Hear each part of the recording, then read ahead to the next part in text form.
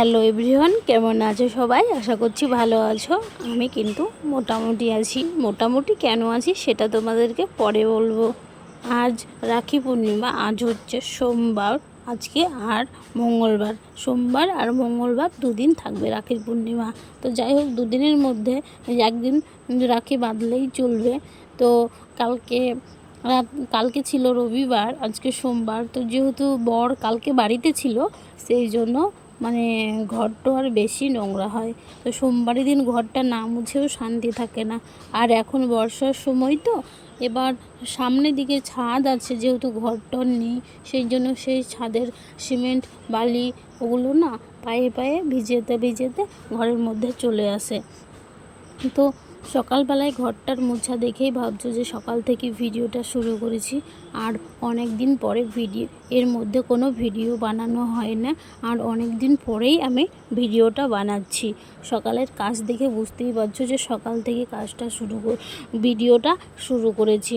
সকালবেলায় ঘরটা মুছছি, কিন্তু মুছতে মুছতে মনের মধ্যে অনেক চিন্তা ভাবনা আছে।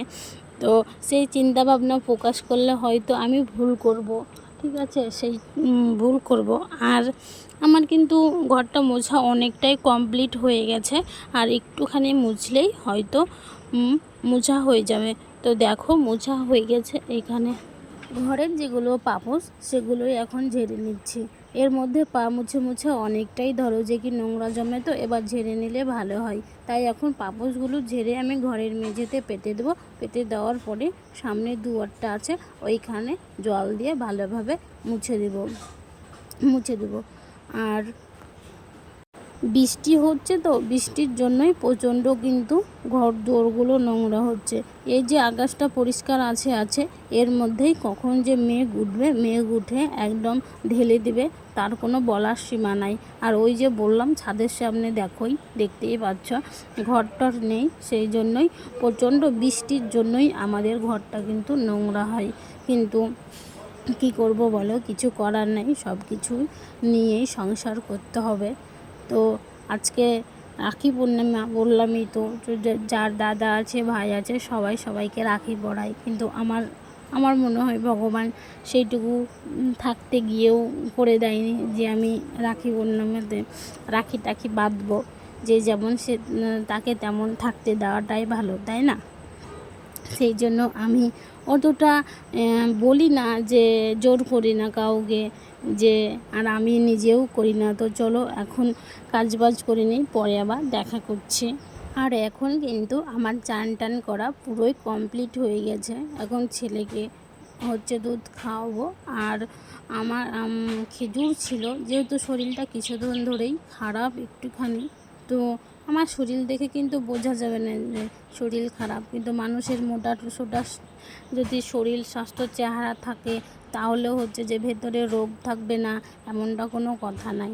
তো এখন ছেলেকে দুধ খাওয়াতে বসেছি, আর আমার হাতে খেজুর ছিল সেগুলোই এখন খাচ্ছি। তো ছেলেকে দিয়েছিলাম 2-4টে খেজুর মতো, সেগুলোও ও খেলো না, আমাকে বললো খাবে না। সেই জন্য ওরটাও আমাকে খেতে হলো, আর আমারটাও আমাকেই খেয়ে নিলাম। যেহেতু এটো খাবার আবার কোথায় রাখবো না রাখবো, তো খেজুরগুলো প্রচণ্ড ভালো ছিল খেতে, সেই জন্যই আমি খেয়ে নিয়েছি। আর ওকে একটু আগে ও 4-5টা মতো বিস্কুট খেয়েছে, ওই জন্যই ওকে দুধটা খাওয়াতে দেরি করলাম। তো সকালবেলায় এইটুকুনি ও খাবে, বেশি কিছু খায় না। তো চলো এখন খাওয়াই, তোমাদের সঙ্গে আবার পরে দেখা করছি।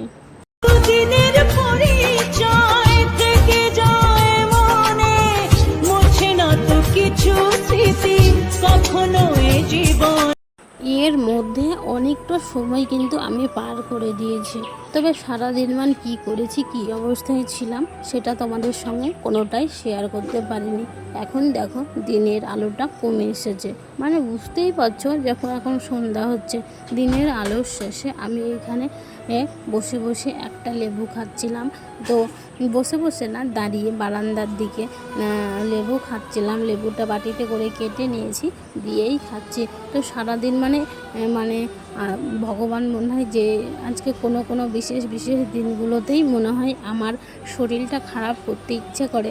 তো আজকে একটা ভালো দিন ছিল, সেই জন্যই মনে হলো যে না, আজকে শরীরটা খারাপ করা যেতেই পারে, সেই জন্য এখন খারাপ করেছে। তো প্রচণ্ড শরীর খারাপ ছিল, তাই কিচ্ছু খাইনি।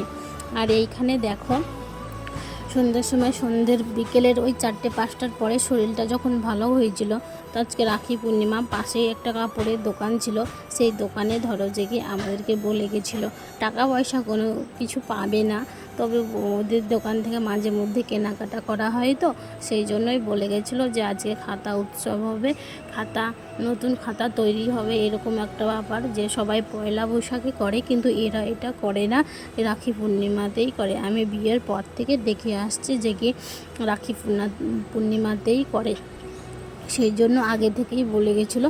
তাই ওই দোকানে গিয়ে আমি ওই যে শুধু নিয়ে আসতে গেলে খারাপ দেখায়, আবার টাকা জমা দিয়ে আসবো, এটাও একটা কেমন লাগছিল। সেই জন্য সামনে তো পুজো আছে, তো এখন থেকেই 2-1টা করে জিনিসপত্র কিনছি, তবে সেগুলো তোমাদেরকে দেখানো হয়নি, তবে সময় মতো একদিন দেখাবো। অনেক কিছু এখনও কেনার বাকি আছে, সেগুলো কিনে নিই, তখন দেখাবো। তো ওইখান থেকে কিনে নিয়ে এসেছিলাম একটা প্যান্ট আর একটা ব্লাউজ, তো ওগুলো কিনে আমাকে দিয়েছিল মিষ্টির প্যাকেট। তো 2টো মিষ্টি লাড্ডু ছিল, 2টো মিষ্টি ছিল, আর 2টো ওই নিমকির মতো একটা কিছু ছিল। আর এইখানেও দেখো, রাত্রিবেলায় ওইটা খাওয়ার পরে রাত্রিবেলায় একটু কুকারে করে সেদ্ধ ভাত শুধু করেছি, তাই এখন সেদ্ধটা মাখছি। আগে সেদ্ধটা মেখে রেখে দেবো, তারপরে ছেলের ভাতটা মেখে ছেলেকে খাওয়াবো। ছেলে আর দেওরের ছেলে আছে, বাসুরের ছেলে আছে, সবাই কিন্তু ঘোরাঘুরি করছে। আর আজকে সারাদিন মানটা এতটা খারাপ যাবে কখনোই কিন্তু ভাবতে পারিনি, তবে বর চলে গেছে তার জন্য মনটা যেহেতু খারাপ। আর আজকে রাখি পূর্ণিমা, আমার দাদা থাকতেও আমি রাখি বাঁধতে পারি না, কোনোবারই বাঁধতে পারি না। ও একটা কাজ করে, পাশেও থাকে অবশ্য, কাজ করে, ও সময় করে আসতে পারে না।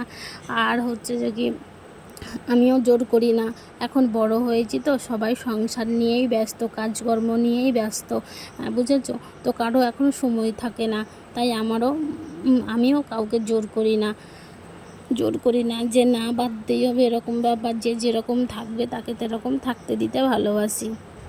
তো যাই হোক, রাত্রিবেলায় খাবার টাবার, আর আজকে শরীরটা এতটা খারাপ বলার সীমা নাই। সুস্থ হয়ে আবার তোমাদের সঙ্গে পরে দেখা করব।